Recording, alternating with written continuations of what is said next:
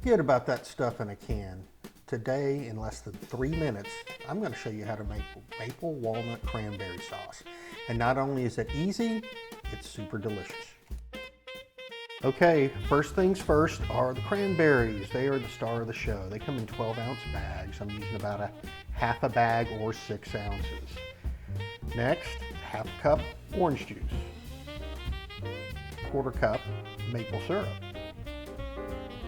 1/8 cup white sugar, a little pinch of salt,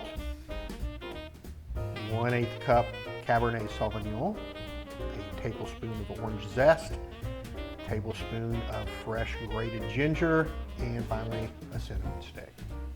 All right, stir those ingredients. And as these rise in temperature, some of those cranberries are going to start popping. It's kind of cool.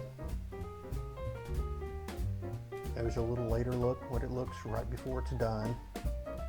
And it's not gonna look thick enough when it is done, but when it cools down, it'll thicken up quite a bit. And right there is when the mixture is just about done.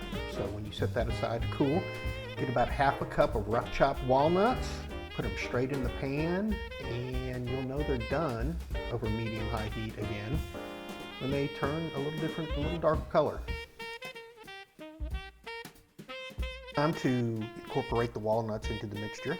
Not those nuts, these nuts. The last thing we're gonna do is incorporate those walnuts into the cranberry mixture. Mix it up real good.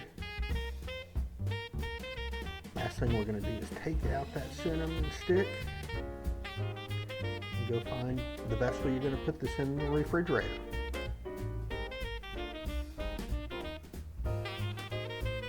As you're going to see when I put the saran wrap on, you really want to take air out of the equation. You want to tamp it down, get all that air out of there, and so it doesn't oxidize.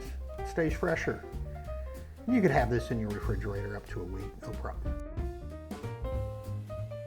Since we're going to finish with time to spare, I felt it was incumbent upon me to tell my favorite cranberry sauce joke.